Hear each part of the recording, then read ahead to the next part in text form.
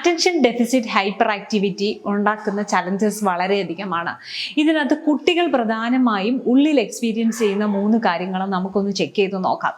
ആദ്യത്തേത്, ഇവരുടെ attention span, ഒരു കാര്യത്തിൽ ശ്രദ്ധിച്ചിരിക്കാനായിട്ടുള്ള കപ്പാസിറ്റി കുറവായിരിക്കും.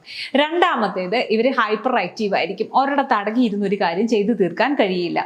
മൂന്നാമത്തേത് എന്ന് പറയുന്നത് കുട്ടികളുടെ പ്രതികരണം ഇമോഷണലി വളരെ ഇമ്പൾസീവ് ആയിരിക്കും, പെട്ടെന്ന് പ്രതികരിക്കും. ആരോട് എന്തു പറയണം എന്നറിയാൻ മേലാതെ അവർ ദേഷ്യപ്പെടുകയും ചെയ്യുന്ന ഒരവസ്ഥ. ഈ കൂട്ടരെ എങ്ങനെയാണ് കൃത്യമായി ചികിത്സ വേണമോ ഇല്ലയോ എന്ന്, അതായത് വിദഗ്ധരുടെ സഹായം ആവശ്യമുണ്ടോ എന്ന് നമ്മൾ എങ്ങനെയാണ് തിരിച്ചറിയുന്നതെന്ന് നോക്കാം.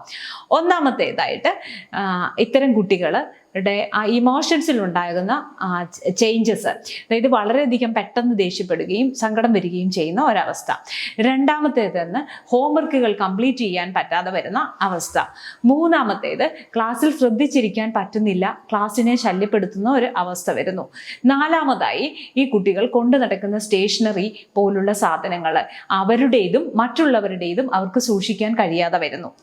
നാലാമതായി ഒരു അവസ്ഥ എന്ന് പറയുന്നത്, ഇവർക്ക് പരിധിയിലധികം സാധനങ്ങളെ അവിടെ ഇവിടെയും ഒക്കെ ലിറ്റർ ചെയ്ത് വെച്ചിട്ട് മാത്രമായിരിക്കും ഇവരുടെ റൂമുകൾ ഒക്കെ ഹാൻഡിൽ ചെയ്യുന്നത്. അടുത്തതായൊരു വലിയ ചലഞ്ച് എന്ന് പറഞ്ഞിട്ടുണ്ടെങ്കിൽ, ഇവർക്ക് ആവശ്യത്തിനധികം ഇവർ കള്ളം പറയേണ്ടി വരുന്ന അവസ്ഥ വരുന്നു. ഇത്തരം സാഹചര്യങ്ങളിൽ കുട്ടികൾക്ക് അവരുടെ തന്നെ സെൽഫ് കോൺഫിഡൻസ് നഷ്ടപ്പെടുന്ന ഒരവസ്ഥയുണ്ടാവും. 12 വയസ്സുകൊണ്ട് സാധാരണയായി ഹൈപ്പർ ആക്ടിവിറ്റി കുറഞ്ഞു വരുന്നതായി കാണും. ഹൈപ്പർ ആക്ടിവിറ്റി എന്നത് മറ്റുള്ളവർക്ക് ശല്യമുണ്ടാക്കുന്ന ഒരവസ്ഥയാണ്. പക്ഷേ അറ്റൻഷൻ സ്പാൻ എന്ന് പറയുന്നത് ആ കുട്ടി മാത്രം ജീവിതകാലം അനുഭവിക്കുന്ന ഒരു വ്യത തന്നെയാണ്. ഇവിടെ അറ്റൻഷൻ സ്പാൻ കൂട്ടിക്കൊടുക്കാനുള്ള മൊഡാലിറ്റീസ് നമ്മൾ സ്വീകരിച്ചു കഴിഞ്ഞിട്ടുണ്ടെങ്കിൽ ഹൈപ്പർ ആക്ടിവിറ്റി എന്നത് ആ കുഞ്ഞിനൊരു ചലഞ്ച് ആവുകയില്ല.